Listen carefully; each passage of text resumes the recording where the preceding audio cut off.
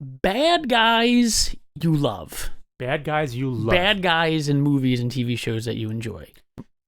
I was gonna say my reason for bringing it up is that, well, go ahead and say what you're gonna say. No. Say give your reasoning first. My reason for bringing it up was when my son was little, I realized that there were a lot of times we would watch a movie and he would laugh at the bad guy, and I said, "Oh, is this like who's your favorite character or whatever?" And he would always name a bad guy, and I always thought it was weird because I was like, "That's kind of fucked up. Why does he like the bad guy?" And then I realized when I started thinking about it, oh, I always kind of liked certain bad guys growing up too in movies and whatever. So I figured it would be funny to talk to you to see who your favorite bad guys are from movies that you love, even though they're terrible or whatever, that you just like them as a character. I'm gonna take this not as favorite villains or that sort of thing, because I feel like favorite. Okay, go ahead. Because I feel like that topic has not only been discussed to death by a million people, but a lot of the answers are kind of obvious. Like, right, Darth Vader's at the top. Well, see, I wouldn't. Top of everyone's no, list, but I would. That's not. Yeah, not Darth Vader. Like that wouldn't be a favorite character because you don't really like Darth Vader. Oh, I love Darth Vader, but I don't like him. I mean, I like him as a villain, but I'm taking the question of more of kind of. It's not that there's something endearing about the character, but maybe there's something endearing, or maybe there's something you respect about them, or there's just something where you kind of genuinely like, oh, I like them.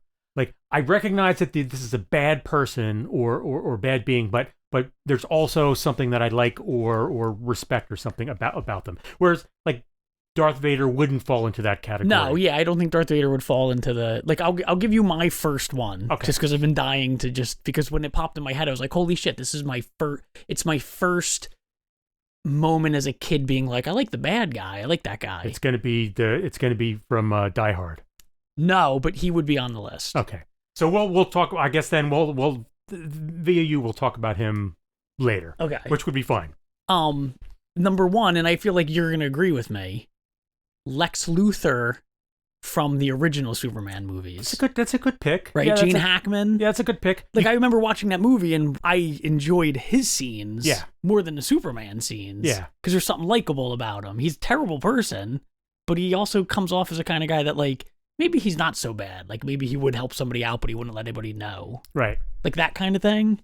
Yeah, I mean, you can't go wrong with Gene Hackman in general. Right. Because Gene Hackman is almost always good. And yeah, there was those Superman movies, the Donner movies specifically. Hackman takes Luthor, who should be kind of a boring villain, and he adds a little bit of camp, but not so much camp that it's making fun of the superhero genre, right? Which is something that used to happen a lot in early superhero movies. And yeah, he makes him like kind of likable in a way where he steals the scene anytime he's on screen. And not in a scene stealing way, like, let's say, Heath Ledger in The Dark Knight, who steals every scene. He steals that entire movie as the Joker. It's a fantastic performance as the Joker, but I don't think he would qualify for what we're talking about because you don't like him. Right. You wouldn't want to spend time with him. No. Whereas you might want to spend time with Gene Hackman's Lex Luthor. Or Jack Nicholson's Joker. I don't think I'd want to spend time with him. No, I guess he's just like too chaotic. Well, yeah, and he's... I like that. I like you, by the way, saying that. Like, who would you want to spend time with? Yeah. Then if you use that parameter, yeah, then Jack Nicholson, because he might just kill you and giggle about it after. Yeah, exactly. Very entertaining to watch, but I don't think I'd want to be in a room with him. Right. Whereas, yeah, Hackman's Luthor. I mean, that's a good choice. I like that. Do you have anybody that comes to mind? Yeah, my first one, and we're not doing like a top list or anything like that. But I have a short list of people in mind. My first one would be Gustavo Fring, Gus Fring from Breaking Bad and Better Call Saul. He is, for people who are not familiar, he's played by Giancarlo Esposito, and he is the owner of a fast food chicken place, but he is also the meth kingpin of the New Mexico area.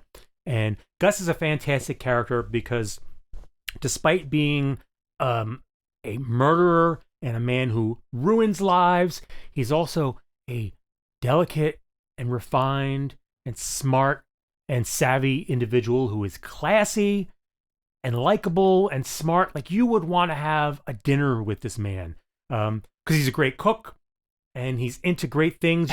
You would sit around with him and you would talk about the arts and you would talk about music. And he's a classy dude who's smart. And even when he's doing evil shit and he's running a horrible empire that's destroying lives, he's like, you're like, I respect him. I respect that man. Is he a murderer?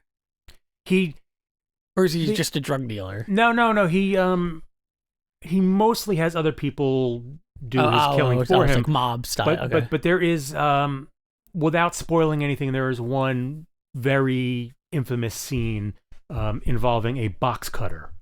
Oh.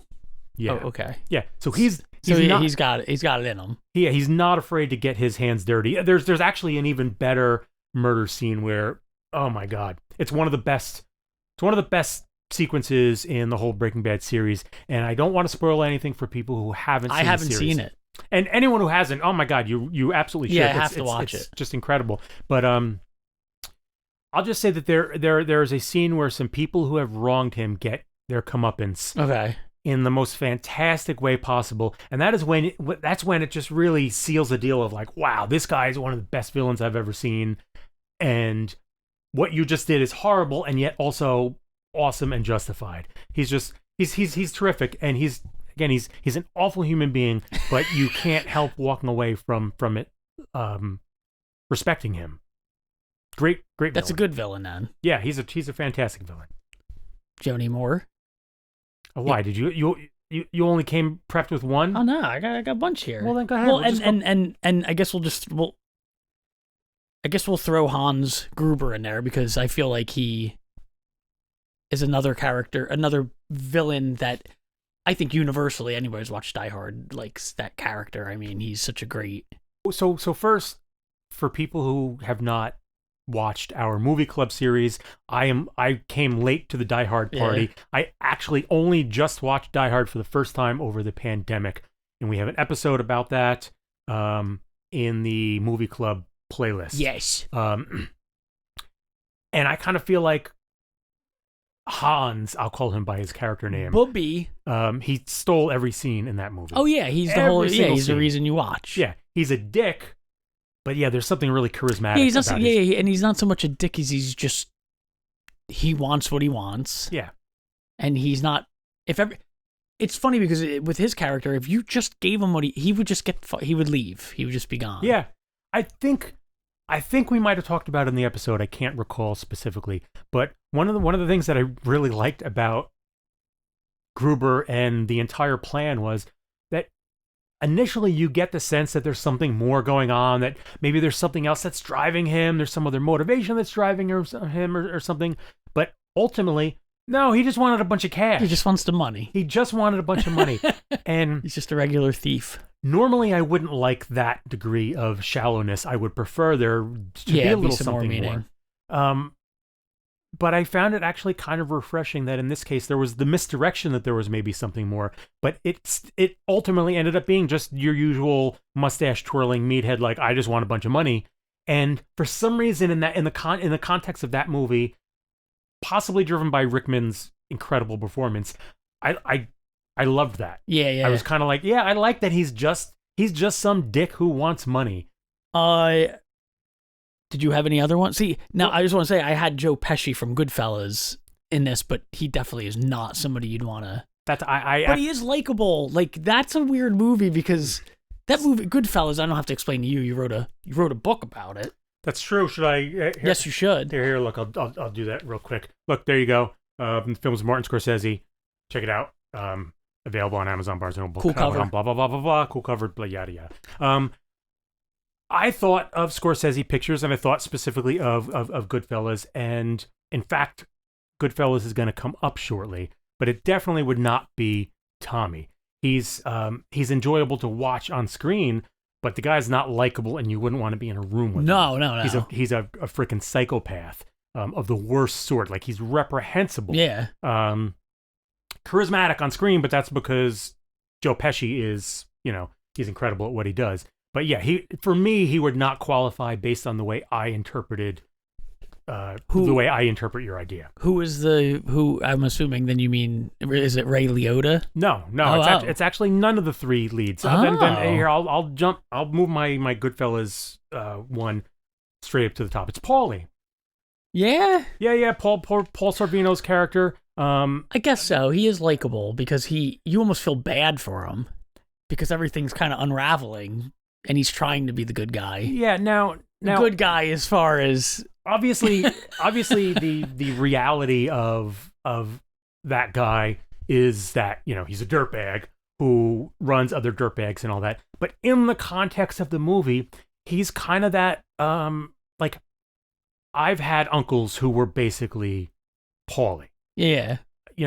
He's that soft-spoken, chubby, slightly menacing older Italian guy who's always sucking on a cigar and he's grilling meats and he's got advice.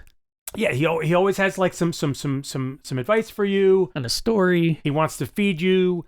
If you go wrong, he wants to sit down and kind of, hey, here's how you need to fix this.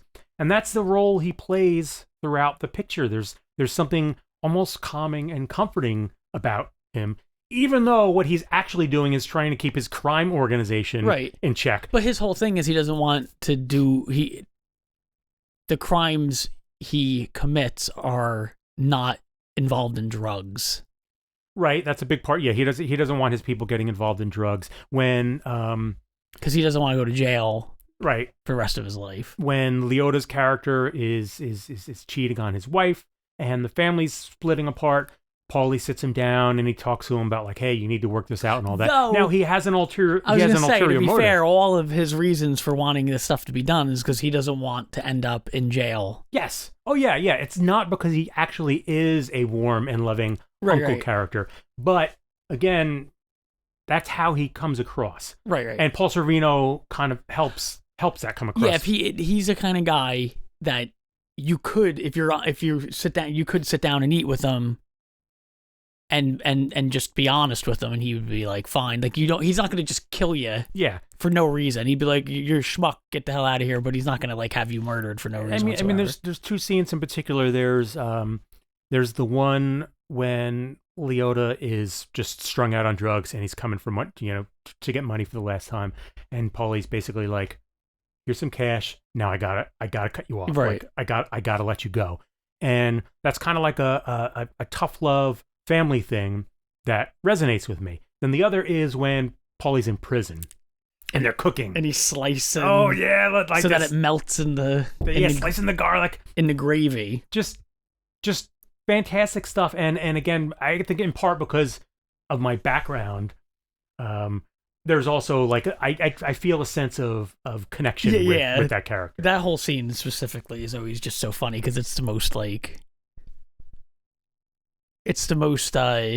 Guinea thing in the world, that there's these like they're in jail. Yeah. And these Italian guys are still figuring out a way to get like good bread. Got to get Italian bread and the because otherwise with Goodfellas as entertaining and eye catching and even charismatic as the big three are, you love watching them. I mean, you just love watching them. Yeah. They're all the worst sort of scumbags, and I wouldn't want to be in a room with any of them because they're all horrible. Even Henry.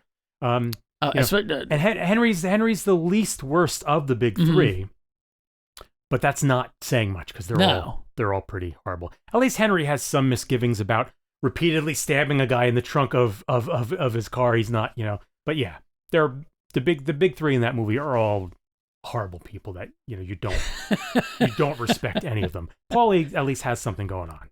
Yeah, because he's older. Yeah. So all right, go ahead. We missed one. We missed a big one. One that goes back to both of our childhoods that we probably were both huge fans of, but he was a bad guy. But he wasn't really a bad guy, but he was a bad guy because of what he did to Han Solo. Boba Fett. Nah. What do you mean? Nah. Boba Fett's a villain, right? That you love. And he ends up not really being a bad guy, just doing his job. He's basically Han Solo. It's just that he's just on the flip side of Han Solo. Even back in the day, I did not fully... Well, you are in the minority, my friend. Well, no, I know, but I did not fully get I'm not saying that Boba Fett didn't look super cool and didn't act super cool. Of course he did. But there was a degree of like craziness surrounding that character. Craziness before the movie even came out. That was mind-boggling to me. That he was popular?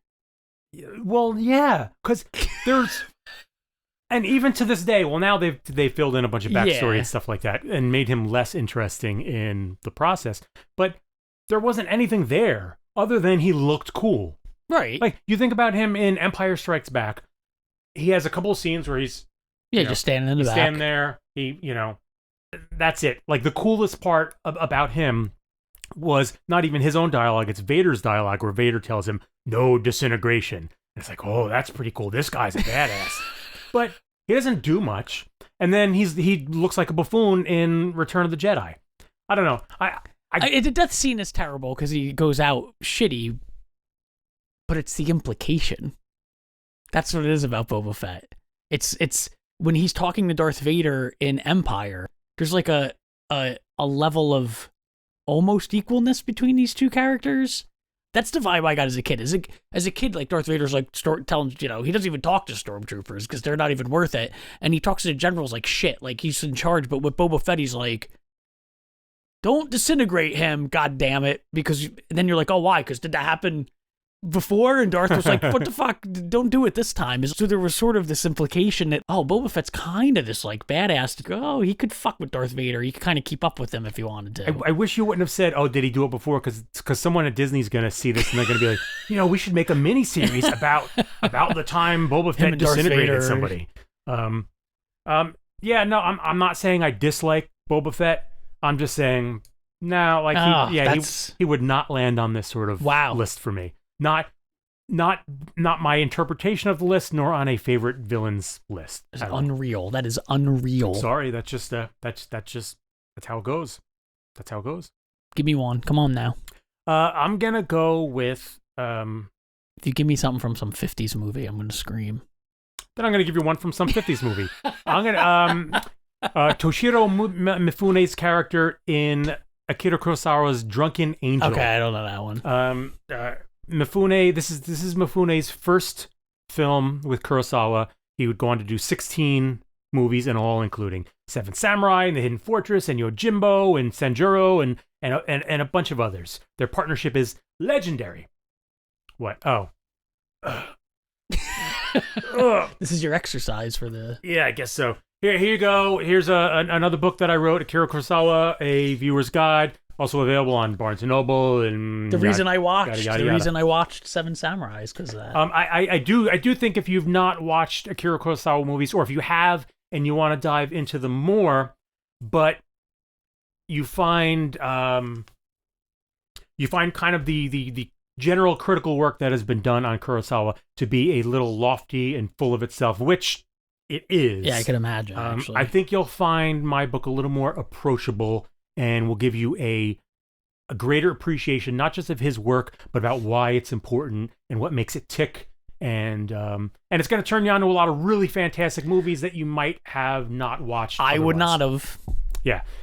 So Drunken Angel is stars Mifune and Takashi Shimura, who plays... He is the titular Drunken Angel. And the Drunken Angel he's a doctor who works in the poor, rundown area of the city in post-World War II Japan. Okay. Helping the poor and the downtrodden with their illnesses and sicknesses and so on. He's, of course, called the Drunken Angel because he's addicted to his own medications. Of course. Mifune plays a gangster who unknowingly has tuberculosis, and TB was a plague at the time. I mean, it's bad now, but at the time, like then, it was just like when you hear about old westerns too, like how everybody had tuberculosis. Yeah, and so Mifune plays this young gangster character who stumbles into the Drunken Angel's little out of the way clinic, and these two develop a relationship over the course of the movie. And Mifune, being a young gangster who's trying to work his way up through the ranks, he's kind of a prick, and he's very arrogant, and he doesn't want help, but he wants help, but he can't ask for help because it would be it'd shatter his illusion. Yeah, it would be showing a weakness. And he turns out to be this wonderfully flawed character. It's a great examination of that kind of false toughness that we often put on, especially young men put on, especially young poor men put on. It's a great character piece, and Mifune is fantastic in it. He's just really good in it, and you end up by the end of this movie really feeling a lot of sympathy for this guy who's a young shithead. He's a young shithead. Is he in Seven Samurai? Yes, he plays the peasant pretending to be a samurai. He has the obnoxiously long sword. Oh yeah. He's like the one everyone remembers from the movie. Yeah, him and the head samurai, the balding guy, who is he was the one that's supposed to be Obi-Wan, the older guy, right? The guy who was inspired Obi-Wan Kenobi is the young guy. Oh, I thought didn't George Lucas ask? Wasn't George Lucas? And they were going off topic. He wanted him to play Obi-Wan. Toshiro Mifune, yeah. Okay. Yeah, Mifune is he's the one who plays the gangster in Drunken Angel. Oh, okay. I always thought it was you. Okay. And he's the one who plays the young wannabe samurai in Seven Samurai. Okay. The older guy is Takashi Shimura, who's the older samurai who shaves his head. Yeah. He's like the leader, basically. And he's also the guy who plays the Drunken Angel. So they're paired up. So it's both of them. Yeah, they're paired up. So I'll have to watch that one next, maybe. Yeah. So it's Mifune who Lucas considered for Obi-Wan Kenobi. He also had a role for American audiences, Shogun, the miniseries. You remember the miniseries Shogun? Yeah. He was in that and a bunch of other stuff. Mifune is kind of like a screen legend at this. I got one on here. Okay, go ahead. There's two. Oh my God. That left me reeling. It is. I want people to know. Oh, go ahead. Yeah, tell them what you're drinking. It's my new concoction. This is ridiculous. It is 1 part coffee to 10 parts cream soda. I'm serious. Try sugar-free cream. Yes, soda. I'm doing sugar-free cream soda and just black coffee, unsweetened and no cream. But try it. 1 part coffee to 10 parts. Cream soda. That's how he saves off the cocaine. That's right. So go ahead. You said you got one. How about a horror villain? How about one? That was everyone, for whatever reason, liked in the 80s, but he was a bad guy. Oh, you don't even have to say. I know. Yeah, okay. You do the hand thing, and makes it even more obvious. Yeah, I knew it was going to be. Yeah, Freddy. Isn't that weird that he became sort of like a likable character? This is my thing. I can't remember if he became a likable character when the movies started to become goofy, or if we liked him after the first movie. I think it was after the first, because Freddy always had the best dialogue, the best one-liners, the best gags, and of course they really leaned into that in later movies. Right. But even right from the beginning, he would come on screen and steal the show. I mean, just like with most 80s slasher picks, most of those characters only existed to be slaughtered anyway. Right. I think it was only the young woman in the first movie who actually even had a character. Right. Who actually, existed as something more than just some meat to get slashed up. Yeah. But yeah, he, even in that first picture, it's been a little while since I've seen it, but I remember, he had all the lines. He had all the good lines. You rooted for him in a weird way. Yeah. Which is, you don't root for like Jason. I mean, maybe in the later episodes you do. Jason Takes Manhattan, maybe you're rooting for Jason. Yeah, I bailed on that series pretty early on. But Freddy, yeah, I feel like though you wouldn't want to hang with him. I mean, maybe you might. If you're like in a bar or something. As long as he wasn't going to kill you, he would be pretty. So. It wouldn't be like hanging out with Pinhead. Yeah, right. Because he's funny. Right. Yeah, at least you'd laugh before he. Yeah, he's disemboweled you. He's bleakly funny. Yeah. Okay. Go ahead. So I promise I'm not gonna go back to the 50s. Oh, here we go. Yeah. I just have a couple more. One of them I am gonna go back. We are gonna go back to black and white days again. But I'll do one quick one before that. And that is excuse me. Jesus. That's terrible. That sounds like you know what that sounds like? It sounds like a cream soda coffee burp. Yes, it does. the Kingpin, Daredevil's main adversary. But specifically, now, of course, Kingpin in the comics started off as a Spider-Man villain, and then he got switched over to Daredevil, and he's been a Daredevil villain for a few decades now. Is he like real big, wears a suit or something? Yeah, big. He in the comics, he's depicted as this enormous guy. Basically, Brendan Fraser from The Whale, but mobile and in a impeccably tailored suits and all that.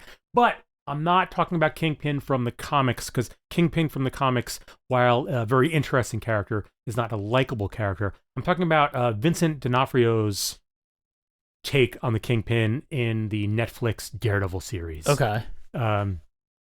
He turns him into this wonderfully vulnerable, nuanced character who has...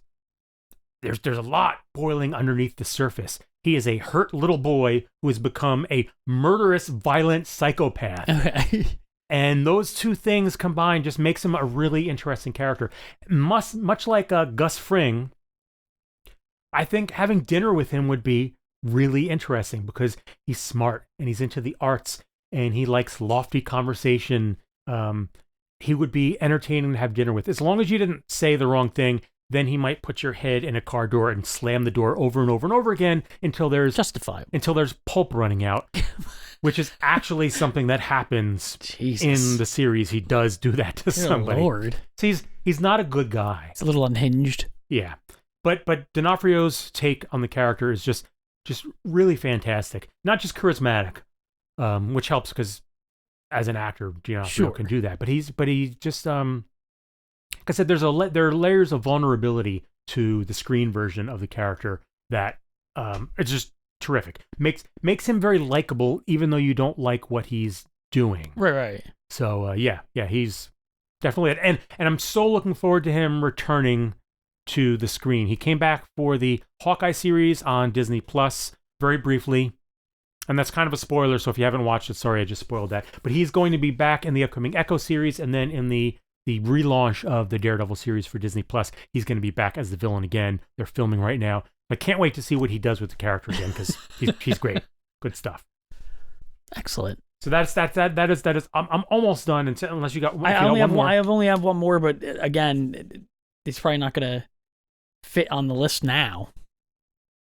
I mean, you can interpret the list however you want. No. Yeah, but I like the interpretation that you have. So it's kind of Beetlejuice. That's a fun choice because again, he's sort of like Freddy, right? He's got all the lines. He's like the reason you watch it, but he's a terrible person. Yeah. But you like him. Yeah. So I feel like Beetlejuice falls into the likable villain. Yeah, no, that's a cool choice. And I would also say that it's similar to your pick of Luthor in the Superman movies because much like Gene Hackman, look, if you put Michael Keaton in a role, yeah, of course, it's probably going to be pretty damn good. That guy went from being a goofy comedic actor to, I think, one of the greats. One of the absolute greats. He's good in almost everything. I can't think of anything that I've ever... And I used to watch all of his like, especially in the 80s, all his goofy movies, like Mr. Mom and Gung Ho, and he's always good in them. He's great. So speaking of goofy movies from the 80s, and I actually said this to my friend last night, you and I did the movie club, and so with... coincidentally, with somebody who is related to my next and last pick as we close out this video, I'd reached out to my friend Jim McDevitt, who we've worked on some Alfred Hitchcock stuff together. And I was like, hey, as an excuse just to shoot the shit and talk movies and stuff like that, Tig and I did this movie club thing. I'm going to give you a movie and you watch it. We'll talk about it next week and blah, blah. So we've been doing that back and forth just as a to give you something to just like a little, so you could discuss. Yeah, like a private thing. So last night we talked about Ex Machina, which you and I talked about. So check the movie club playlist for our episode on Ex Machina. But he gave me Biloxi Blues. Oh, I love that movie. I have not seen it. Really? I've not seen it. He's a big Matthew Broderick fan. So I used to watch that all the time when I was on HBO. It's funny. The first one he tried to give me was one that you also did for the movie club, which was War Games. Also Matthew Broderick. I was like, nah, great sorry. Movie. I saw that one. But then he gave me Biloxi Blues, and I actually said to him, I was like, oh, you know what? Tig would be so happy that this is the one you gave me because this is right in his wheelhouse. Yeah, I love guarantee that movie. it. So yeah, I will be watching Biloxi Blues in the days ahead. You'll like it. It's funny, but it's also like not funny. Yeah, because it takes place like it's war related, right? Yeah, so it's sort of it's very 80s in its take. Yeah, I guess you would say. So I bring that up, and hopefully for people watching, if you're not aware that we did this movie club thing, I think we did. Where did we stop at? Episode 49? Did we get to 50? I think we got to 50. I'm not sure if we reached. We might have watched the 50th movie, but we didn't actually. And we didn't actually make of the. But yeah, so for people, if you're enjoying this talk that we're having right now about movies and movie characters and all that, I highly recommend you check out our movie club series, because that is a series where we go back and forth giving one another a movie that the other hasn't seen, and then we watch it and we discuss it and we just go back and forth that way. And I think we had a pretty interesting selection of movies because we were all over the map as far as era and genre and all that kind of stuff. I mean, we go all the way back to the 20s with the Buster Keaton movie. Yeah, The General. Yeah, yes, we went from great silent films to recent stuff like Suicide Squad, with a lot of focus, of course, on 80s and 90s movies, but we mixed it up quite a bit in there as well. So on that note, my final pick is an Alfred Hitchcock villain. And this is Uncle Charlie from Shadow of a Doubt. Uncle Charlie. Uncle Charlie was played by the great Joseph Cotten. And in Shadow of a Doubt, he's a murderer who's on the run, and he ends up in the house of family. So it's Uncle Charlie with young Charlie, who is his niece, who adores him, absolutely just adores him. And the whole thing of this movie, as the title kind of implies, is young Charlie slowly coming to the realization that maybe her Uncle Charlie isn't the warm, nice, wonderful guy that she thinks. Maybe he has a dark past. And Joseph Cotten is fantastic. I love him in just about everything that I've ever seen him in. People might also know him from Citizen Kane, for instance. Oh, okay. He played Orson Welles' kind of right-hand man in Citizen Kane, as well as a bunch of other stuff. But he's great as Uncle Charlie in Shadow of a Doubt because he's likable. You get why young Charlie likes him and adores her uncle. You understand why. He's a really likable guy, but, he also murders women. So he's not... Which is, it's... He's not a nice dude, but there's something charming... There's something charming about him that makes him a really interesting villain. I also think Shadow of a Doubt is one of Hitchcock's more overlooked. Yeah, I don't think I've ever even heard of it. It's not, it's. Is it earlier? Like, is it before like Rear Window and all that stuff? Yeah, I want to say it's 1951 if I'm remembering right. Hold on. Let me check. I don't have my glasses on. Why is this? My glasses and my shoes. I was well off. Look, my Hitchcock knowledge has waned since co-authoring. You're losing your Hitchcock credit. A Year of Hitchcock, 1943. So it's so it's really early, right? Not for him. Oh no, not for him because he was doing silent movies. Yeah. He started in the. I wonder if I'm conflating years here. I may be conflating years here. See, now I just have to kind of verify. Oh, he's cross. He looks like he's doing some cross-referencing. Drunken Angel was 48. But anyway, 1943. Really good stuff. I know when people talk about the best known Hitchcock stuff, it kind of doesn't tend to appear in the top. Like, everybody knows at least a few Hitchcock movies. Right. But Shadow of a Doubt kind of gets lost in the middle there, and I think it's overlooked. I think both. There have been points in both of our lives when both Jim is my co-author on. This is the cover that people will see these days. The soft cover version. He's my co-author on A Year of Hitchcock, as well as Hitchcock villains. Hitchcock's villains. That. We did a whole book on villains. Look at that, huh? There's probably a couple in there you'd hang out with. Maybe.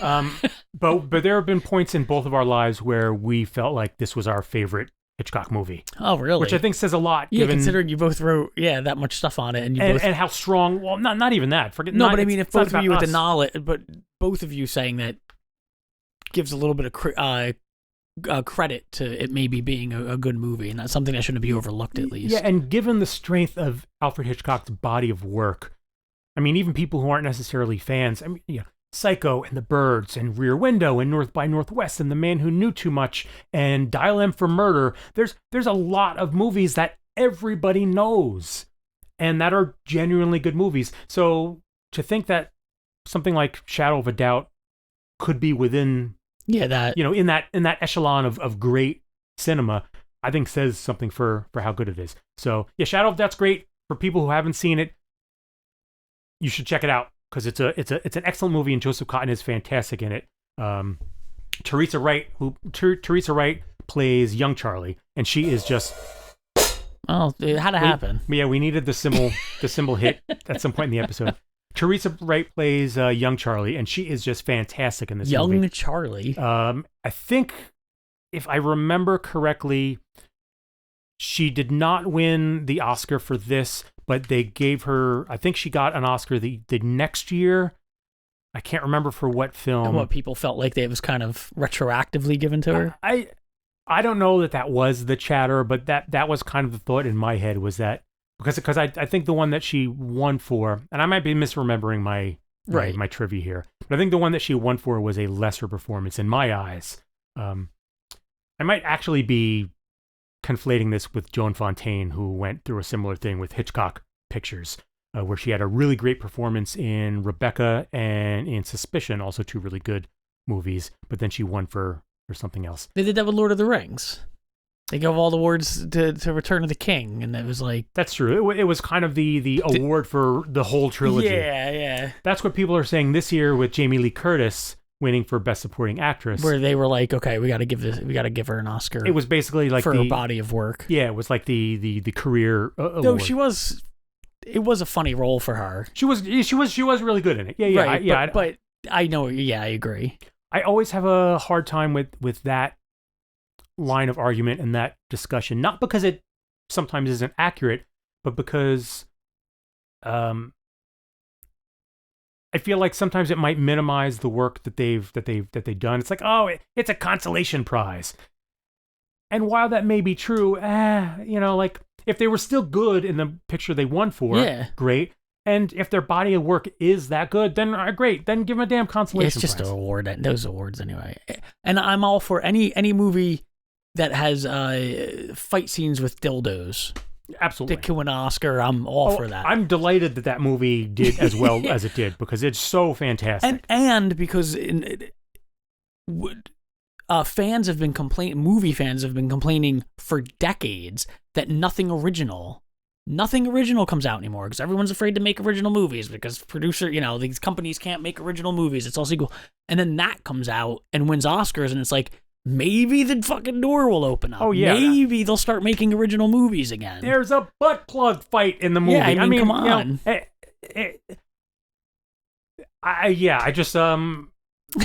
a butt plug fight in the best picture, in this year's best picture. That's amazing. But it's great. Yeah, like I said, maybe now some people will go, we'll make an original movie. We'll not that they won't that we'll put some money behind the original movie. I don't think it'll move the needle at all, because probably not, money is money. But I'm glad to see it. Shit. I'm very happy to see it get recognized. Mm-hmm. And there's so many great stories surrounding it. Between Michelle Yeoh finally getting her due, and Ki Kwan's amazing comeback. God, I will be so upset if he doesn't start getting roles. I hope so. If this ends up being like a one-time thing, I'm going to be really upset for him, because he is the most positive, enthusiastic, wonderful, uplifting guy I've seen in it's ages. Amazing having Brendan Fraser and him sort of like popping up at the same time, because they're both such like Brendan Fraser's more emotional. Yes, he's like, oh, thank you, but Key is like, I love this. I love everything about it. He's like his energy is just amazing. They were both on the one of the roundtable talks that what is it? Not Access Hollywood and not Hollywood Magazine. Just one of those shows. I can't. Damn it, I'm blanking out right now. Anyway, but they both a few months ago, just 2 months ago, they did a roundtable talk. Brendan Fraser, Ki Kwan, as well as who the hell else was it? The guy who just played Elvis, who used to be in Disney shows or Nickelodeon shows. And was it about Encino Man? No. It was just a general talk about acting and the craft of acting and so on, as well as Colin, what's his name? The Irish actor? Quinn? Anyway, I know who it is. I know Colin. Farrell. Yeah. Colin Farrell. Anyway, those two were in it. And yes, that's exactly, like, Key was just, I can't believe I'm sitting here. This is the best thing ever and all that. And Brendan Fraser was just very sincere and earnest, like, and I don't say that in an insulting way. No, it's great. It's think good the guy's at it, fantastic. I'm so happy for both of them. But yeah, it was, you very much got both sides of that of that coin, where you get the sense that Fraser was ready to break down at any moment, of like, I can't believe I'm back here and I have the opportunity to do this again in a meaningful way, and I'm going to break down in tears. Whereas Key was also going to break down in tears, but in more of like a glee way. Like, it's the best story in entertainment in years. The two of them. The best thing that could happen for Key would be if Spielberg somehow made a short round, him like older short round indie spinoff kind of movie, just like as a joke, like he somehow has to like take over and go on some adventure as like short round, like reluctantly. I just hope he gets good roles and he's able to. Yeah, to I keep hope he doing does. It. Yeah, that would be terrific. So let's leave it on that positive note. I agree. Because this was the greatest episode of Film Talk that anyone will watch on YouTube, probably ever. Just forever. Of all time.